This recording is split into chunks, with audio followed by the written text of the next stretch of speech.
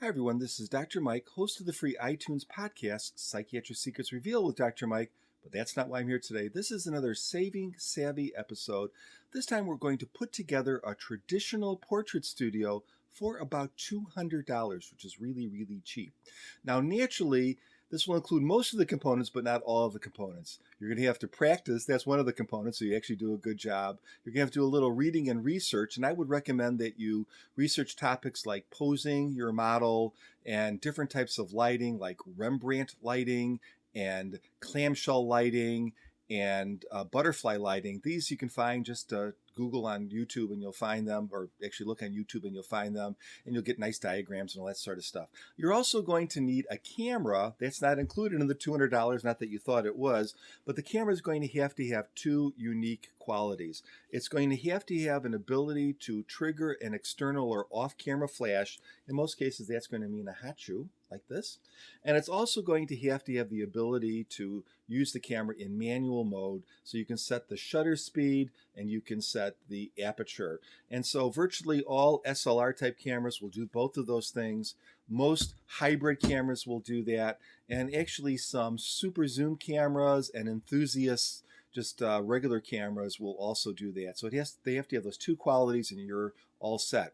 So let's look at the components, or actually the things that you need to buy to put this together, and then I'll come back and I'll kind of tell you how to set some of the settings and that sort of a thing. Okay, let's look at some of the items that you're going to need for your approximately $200 portrait studio. The first thing you're going to need is some sort of a backdrop, and they come in all different styles. This is the Cowboy Studio site, which offers a lot of inexpensive photography equipment, pretty lightweight stuff, but stuff that will definitely work. So for about $20, you can get a 6 by 9 foot backdrop in all different sorts of styles. Here's just a couple of them. You can also get ones that are solid too. And of course, for more money, you can get bigger backdrops. Now, if you have a big wall someplace, you could just use push pins and push pin these backdrops to the wall, and you're all set. But most of us don't really have that available, so you're going to need some sort of a stand. There are many available. I just found this one on eBay, 40 bucks for a 9 by 11 backdrop stand. Just look around, you'll find one that suits your needs. Again, pretty light duty, but definitely would work. And to really make everything complete, you can buy some of these clamps. These are designed for backdrops, and they keep your backdrop securely on the stand so it's not going to go blowing off or something like that. Here's $5.16. How can you beat that? Well, the next thing that you're going to need is some sort of a speed light. And just to show you, this is the top of the line Canon speed light for about $450. This is a very smart speed light that will actually communicate with your camera via something called ETTL. And it kind of works with your camera to set the strength of the flash duration, all that sort of stuff. So it's just like using the onboard flash. You can even do this with the flash off the camera, which is what we're going to want to do, but you'll need another accessory. For instance, this Canon STE2 transmitter, also pretty pricey at about $220 plus. Obviously, most people that are just getting into this are not going to want to spend that much money, and so there are some options, and the option is to use your brain instead of your pocketbook and to get a manual speed light. So this is the YN560 flash. It says for Canon, Nikon, Sony, it's really worked just about for any camera that has a standard hot shoe, and it's almost as powerful as that last flash that I showed you. Not quite, but almost. But it's significantly cheaper, about 60 bucks here. The difference is this does not use ETTL, so you have to manually actually adjust the strength of the flash and other parameters. But that's really very, very easy to do. In fact, I'm going to tell you how to do that as we talk more about setting up your studio. So this is a very good flash. A lot of people recommend it. Dirt cheap. You can use it on or off, but again, you have to use it manually. You'll also need something to set that flash on, because we're going to use this off flash. This is just one of many options, again, from Amazon. This is a kit that comes with a light stand, a holder, and even 3 different umbrellas.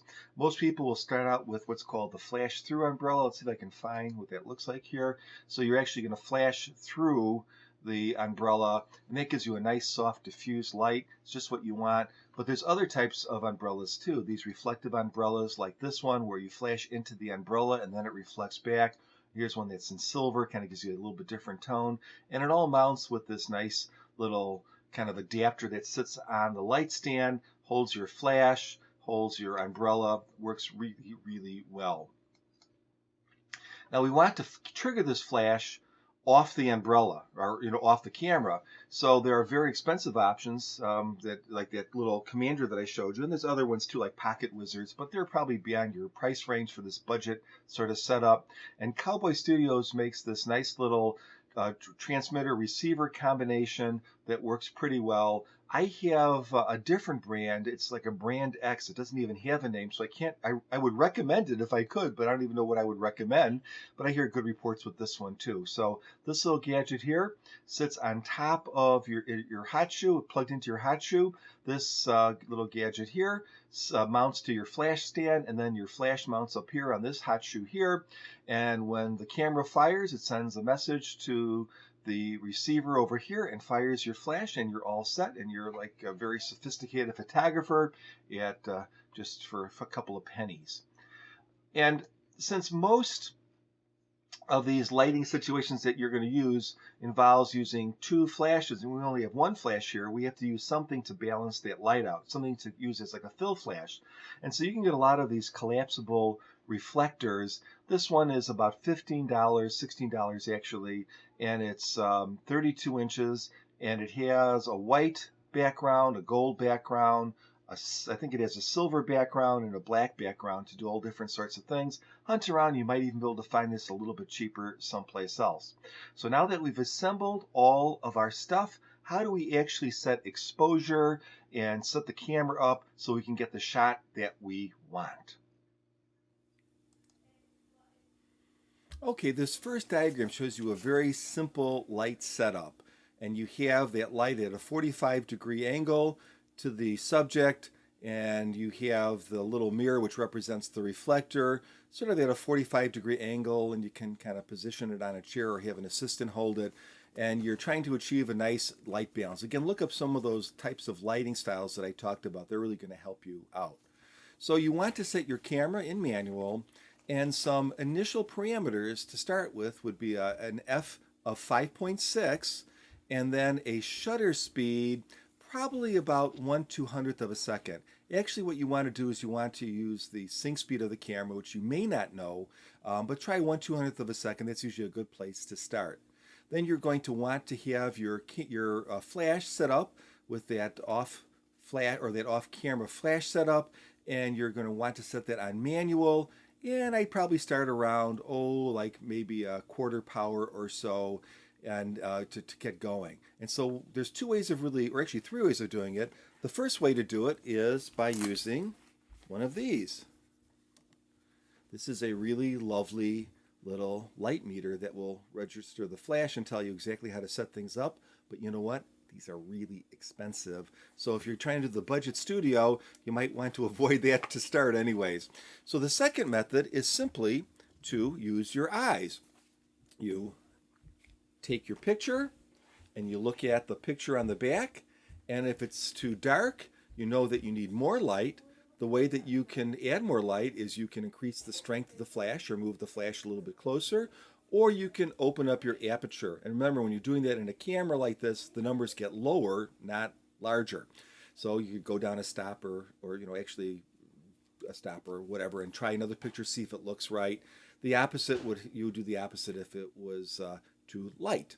So that's easy to do. When I tend to do that personally, I tend to overexpose my pictures because, I don't know, maybe my screen is not totally calibrated right, but that's something that you can certainly do and then adjust accordingly. The other way is to use another thing that's in your camera, which is the histogram. Now, a lot of times if you play back a picture, if you're in the right setting, check your instructions how to get there, you'll see this little kind of bar graph that looks sort of like this. Okay, and this is reverse to me. The camera goes reverse, so I'm always confused about where to point.